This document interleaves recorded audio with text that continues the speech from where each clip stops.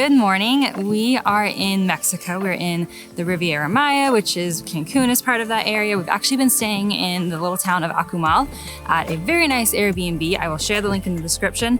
It's not sponsored or anything. We've actually just had a really great time and we're really enjoying it. So I'll share that with you. We are going to visit some cenotes today. So we were looking for affordable, but also maybe like less commonly visited cenotes to visit. And we're starting off at Yal-Ku, or Yal-Ku. Yes, Cenote Yal-Ku, which is, the first part is a cenote and then it connects to the ocean. And what is a cenote? It is a freshwater pool that is connected to an underground river. There are also sinkholes, but the one we're at is just like an open air kind of pool. Some of them are completely underground, like caves, or they just have like an opening at the top. We're starting here today though, because it's really great for snorkeling. It's about 300, it is 300 pesos to enter per person, but you can come and go as you want if you have a good time and want to come back. So we will see what kind of fish we can see.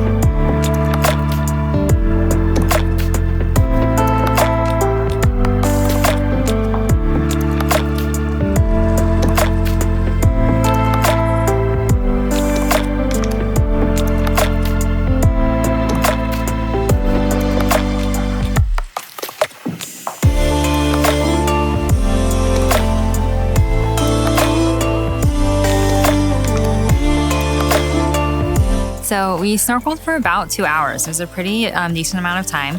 Supposedly you can see turtles and rays closer to the ocean side. We didn't see any. I think it's probably pretty rare that you do see them. There's lots of fish though, lots of different colored fish. And if you take it slower and just kind of hang out in certain spots, then more of the fish will come out. The tour groups, the large groups, tend to scare them away. And so if you wait for them to pass and are just kind of hanging out, a lot of fish will come out and you'll see some pretty cool ones. I found that along the edges, closer to the trees or just in the edges, it was clearer. In the middle areas, it got a little bit murkier. And I think just depending on how the saltwater and the freshwater were mixing, it would be different. There's different levels of visibility. But I would highly recommend bringing your own mask and any other gear because otherwise it's $5 per item. And so that saves you a lot of money. The $15 is great if you don't have to buy any of your gear. It definitely adds up though if you're buying gear. So avoid the tour groups, take it slow and bring your own gear and you'll have a great time. We are gonna drive down to Tulum to get some lunch. We are going to visit another cenote after lunch, but first we're going to stop at a pretty affordable local place in Tulum. A lot of these, I saw one of those, so many of those. Those are everywhere though. Definitely a lot of and the parrotfish. Saw a lot of those.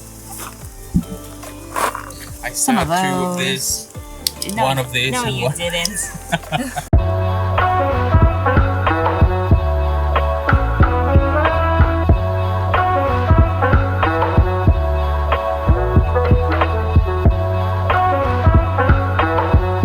So we drove back into Tulum town for lunch. We ate at this place yesterday. It's called Taqueria Honorio, and it was so good we wanted to come back today.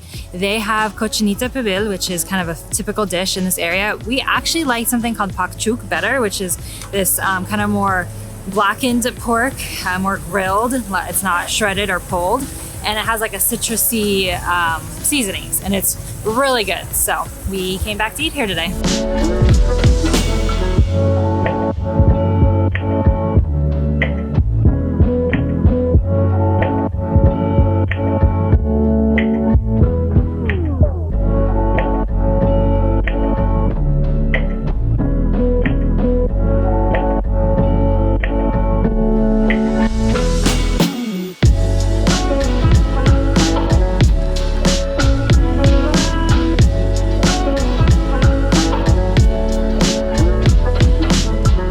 Lunch was super good. We probably should have just come here first because it was quite a bit of time wasted driving back to Tulum and then driving back out here to Cenote Nicte Ha.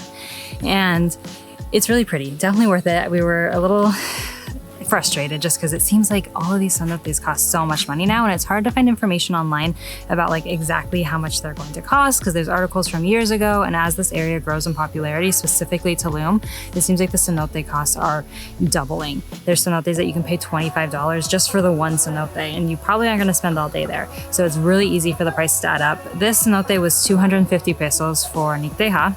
We picked this one specifically because it was said that people said it was a little bit less crowded and less well known. So we picked this one so that we would maybe be able to have a little bit more space for ourselves. It closes at 5, so we have about 2 hours here, which should be plenty of time. We'll see. They do want to charge you for everything. So like if you want to bring a camera in, if you want to fly a drone, it's supposed to be $20 for a camera and $50 for a drone. We decided not to fly the drone because $50 is a lot of money for a few shots of a pool. So we're not going to do that. It looks super pretty though. I like that it's a little bit lowered, so it's kind of open air, but there's still the walls and a little bit of caves that you can explore. So I think this is going to be a really good one for us to explore a bit.